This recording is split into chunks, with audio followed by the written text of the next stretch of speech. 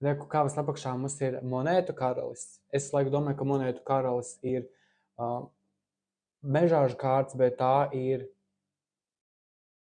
vērša kārts par stabilitāti, ja? Tātad mežāži, darbs, stabilitāte, karjera, drošība, nauda un finanses. Būt savā elementā, priecāties ar apkārtējiem, saņemt kaut kādas zīmes no augšas, priecāties, līksmot, savienoties ar citiem, spēt izprast citus, ja? Un zvaigzne, mērķis, sapnis, ieceres, kaut kas, ko tu sevī esi glabājis, lolojis, lai piepildītu, lai celtu gaismā, sakot savam mērķim un panāktu savu vēlamo rezultātu, strādātu, darītu, cīnītos, darbotos. Looks good. Pašreizējais brīdis. Ak, Dievs! Oh my God! Pasaules kārts. Pašreizējā brīdī vecās pasaules durvis aizvarās, atverās pavisam jaunas. Pasaules kārts sevī ietver ciklu noslēgumu. Pasaules kārts nevar jau rādīt plikiem pup. Pasaules kārts, jā, tā liecina par gudrību, par spēku, par izturību, par zināšanām, jo šeit pasaules kārtī cilvēks ir sasniedzis absolūti visu. Viņš ir ticis augstāk pats par sevi, un pasaules kārts, wow, tas nozīmē to, ka tev visa pasaule ir pie tavam kājām. Ceļi ir vaļā, sapņot draugs mīļais. Ir konkurenti, jā. Ir noteikti vēl cilvēki, kas cīnās par tādu pašu sapni kā tu, vai arī dara kaut ko līdzīgu tev, bet tu noteikti nedrīksti apstādināt sevi tikai tāpēc, ka citi arī dara to pašu, ko tu, ja? Nē. Tavs mērķis, tavs sapnis, katram cilvēkam dzīvē ir jādara tas, kas viņam nes prieku un viņam nes laimi, ja? Un tev šis prieks ir palīdzība sev, palīdzība citiem cilvēkiem. Kaut kādā veidā arī gūt atzinību no citiem un saņemt uzslavu un labus vārdus par to paveikto darbu, bet tu zini, ka nekas nenotiktu, ja tu pats nepaļautos uz sevi un neietu cauri visiem šiem dzīves pārbaudījumiem un izaicinājumiem cauri, lai sasniegtu savu mērķi. Pasaules kārta, šī brīža enerģija, tas ir fantastiski. Bomba! Tavs izaicinājums ir mērenības kārts, pacietība, iekšējais miers. Ja? Tātad. Un mēs esam strēlnieku sezonā. Šī kārta ir strēlnieks. Divi veci ārkāni pašā izklājuma sākumā. Wow. Noteikti tavs izaicinājums ir iegūt balansu starp savu prātu un starp savām emocijām, lai viņas būtu balansā un nebūtu tā, ka vai nu tavas emocijas ņem virsroku, vai tieši otrādi tavs prāts. Tev ir jābūt, jāizsver un jāspēj saredzēt, kas tad ir šis tavs ceļš, šis tavs mērķis, pa kuru tu gribi iet, jo kaut tad šeit ir taciņa, kura ir skaidri redzama, un šeit, es gribētu teikt, ka saule aust. Un līdz ar to nāk kaut kāda apskaidrība par to, kāds ir šis ceļš ir ejams. Un noteikti tas izaicinājums ir neapstāties. Tas izaicinājums ir doties uz priekšu ar pacietību, ar sapratni un zināšanām, ar to, ka tevi sargā, ka tu vari paļauties uz sevi un tu tāpat nokļūsi gala mērķī, neskatoties ne uz ko. Pagātne, kurā iespējo nākotni ziļu divnieks, ja, plānojam, mēģinam izcināt un izdomāt, kas tad mums ir jādara un jāiet tālāk. Tu vari iziet no mana laiva, ja tev kaut kas nepatīk. Es nevaru izturēt, es nevaru lasīt kārtas, ja man jālasa komentāri. Redzi, zīmes. Tad pagātni, kas iespēdo nākotni, tad tu esi ar šo pasauli rokās, un līdz ar to tev ir skaidrs redzējums un mēķis, un tev ir nepieciešamie šī rīcība, šis plāns izstrādāts, uz kuru tu vari balstīties, lai varētu doties tālāk uz priekšu. Pagātnes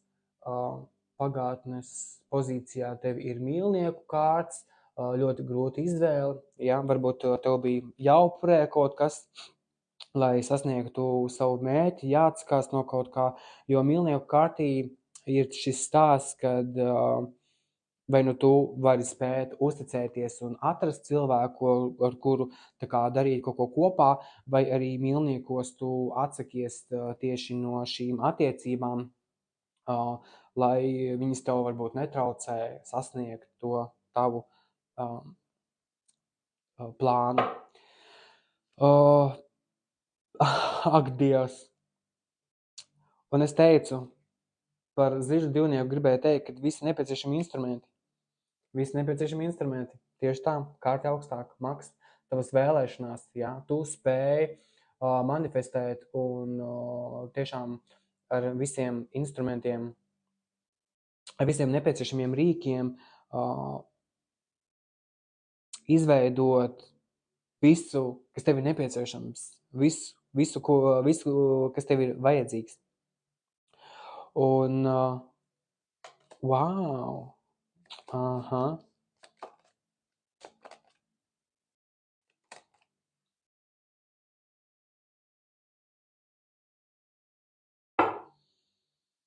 Trīs karaļi. Bomba, trīs karaļi. Tas ir amazing. Labi. Tad tavas cerības un vēlmes ir tavs iekšējais gribas spēks panākt visu savu vēlamo. Un viņš ar savām rokām norāda gan spēku, kas nāk no viņa paša, gan uz augšu, kur viņš saņem šo savu veidu zīmi, ja? Zvaigzni, palīdzību no augšas, kuru viņš tik ļoti vēlās. Un viņš norāda uz ļoti tuvu nākotni, un ļoti tuvu nākotne ir zobens septītnieks. Tas nozīmē to, ka noteikti ir kaut kādi cilvēki, kuri varbūt tev neusticās, ir cilvēki, kuri ir viltīgi, varbūt mēģina būt krāpnieciski, varbūt cenšas tevi izmantot. Un es domāju to, ka tu no pagātnes esi iemācījies to, ka ne visiem cilvēkiem var uzticēties. Un tu saproti, ka vienīgais, uz kur tu vari paļauties, esi tu pats, un tāpēc tieši tu varbūt savus plānus un savas ieceres paturi pie sevis, jo tad, kad mēs ievēlamies, jo šeit bija konflikts ar citiem cilvēkiem, domstarpības, un līdz ar to tu savu šo zvaigznu vēlēšanos vari paturēt pats pie sevis. Un tev nevienam nav jāiet jāstāsta, jo noteikti būs cilvēki, kuriem varbūt to nepatiks, vai viņiem kaut kas nebūs pa prātam, un tad vienkārši viņi rīkosies ne tā, kā gribētos. Bet zobens septītnieks arī runā par to, ka strateģiski plāni un strateģiska rīcība var tev, teiksim tā, nest šo ieguvumu. Pašreizajā brīdī zobens sešnieks mēs atstājam visu nevajadzīgo aiz muguras, dodamies tālāk priekšā nākotnē, nezinu, kas mums tagad otrā krastā, bet mēs vairs nepaliekam un necienījamies ar tiem idiotiem, kas, piemēram, raksta man komentārus. Ja, un dodamies uz priekšu, neviens mūs neaptur, mēs aizējam no konflikta situācijām, un mūsu nākamajā tālāk sagaida kaut kas nezināms. Tieši tā, pasaule. Vienas durvis aizvarās, un mēs dodamies uz otru nākamo ciklu tālāk uz priekšu. Arī faktori, zižļu karalis, vispār sasniegumiem, panākumiem, motivāciju, gribas spēku. Ja? Tad tas nozīmē to, ka arī faktori ir vai nu lietas, vietas, citi cilvēki, nu tad šeit noteikti enerģija, optimisms, ļoti daudz darbiņu, ko darīt. Viss viņa kārts vietā. Tas nozīmē to, kad kad nāks visādi varbūt kaut kādi ārēji piedāvājumi pie tevis, varbūt kāds cilvēks mēģinās ar tevi komunicēt, bet tu varbūt neesi līdz galam uzticīgs, jo tev ir bailes paļauties uz kādu. Tavas bailes ir monētu četrnieks, tad tu turies, tavas bailes ir iztērēt kaut kādus savus resursus, tavas bailes ir vai nu investēt naudu, vai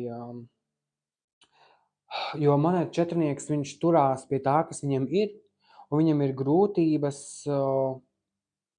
iziet no šī stāvokļa, kurā viņiem viss ir labi, viņiem ir stabilitāte, viņiem ir komforts, bet tu vari daudz vairāk. Kārts tev saka, ka tu vari daudz ko vairāk, un tev vajag aiziet prom no šīm situācijām, kuras pagātnē nestrādāja, tavi pieņemtie lēmumi, un tagad tu vari būt šajā pozīcijā, kur tev ir vērā, kur tev ir spēks, tev ir motivācija, tev ir resursi, tev ir prieks, tev ir pozitīvisms, tev ir mērķis, tev ir savs sapnis, kuru īstenot, un gala rezultātā zobenu karalis, skaidrs redzējums, skaidra vīzija, ja? Neviens nestāsies tavā ceļā, tev ir sava teikšana, tev ir sava vara, tev ir autoritāte, tev ir skaidrs spriedums, tu zini, ko tu vēlies, kas tev ir jādara, un vienīgās bailes tiešām, nezinu, labāk ir izdarīt un pēc tam nožēlot, ka izdarīju un nesanāca, nekā nedarīt, un nožēlot, ka nerīkojies. Ja? 1, 2, 3, 4. 4 vecie ārkāņi. Wow.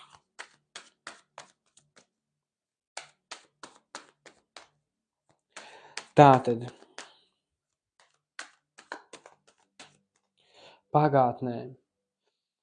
Svarīgs lēmums par kaut kādām lietām, kurām tu esi pieķēries, spēj doties uz priekšu, saprast, kas tev ir vajadzīgs, apzināties, ka tava motivācija, ka tev ir viss nepieciešamais, lai sasniegtu to, ko tu gribi. Tu papildini gan savas zināšanas, gan attīsties, gan spēj sevi pilnveidot, sevi attīstīt. Tāpēc tu dodies tālāk uz priekšu un atkost un redzēt viņiem cauri un zināt šīs situācijas, kuras ir tādas aizdomīgas. Ja? Tad noteikti esi uzmanīgs un piesardzīgs. Pārlasi līgumus, pārlasi tekstu divreiz, ir kaut kas ļoti, ļoti svarīgs.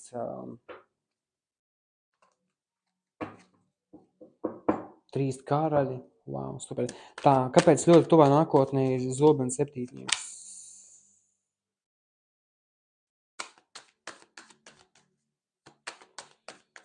Zobens septītnieks.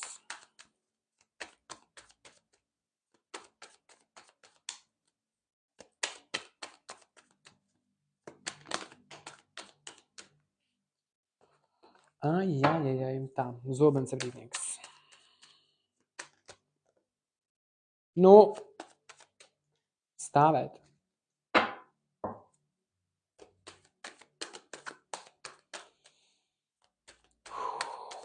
Nu, bāc. Labi. Ja vajadzēs, izlidos vēlreiz ārā. Kāpēc šeit ir zobens septītnieks?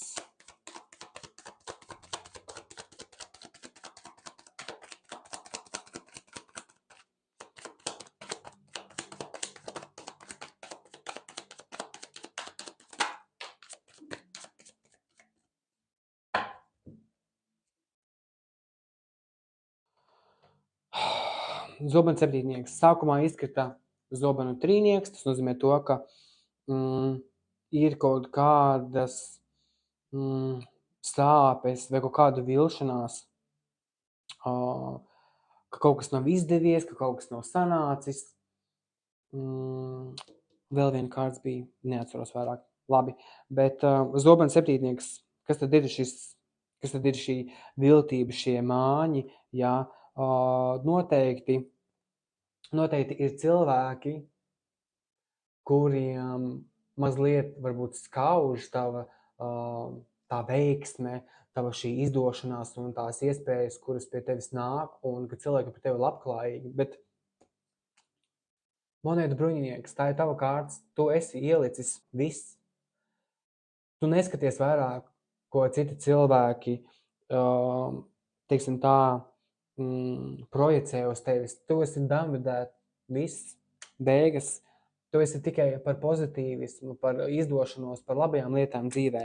Un tu ej un virzies uz savu labklājību, savu komfortu, savu stabilitāti. Tu netaisi, lai kādam citam būtu kaut kas. Tu dari to priekš sevis. Un šī ir tā izvēle, ko tu veic. Šī ir tā izvēle pieņemt un balstīties uz tām lietām, kas ir tev tuvas, tavai sirdī un kas atbilst tavai patiesībai. Un virzīties tālāk un manifestēt un iet uz saviem mērķiem, plānot, darīt, uzņemties rīcību, atbildību par saviem vārdiem un darbiem, rīkoties, ja?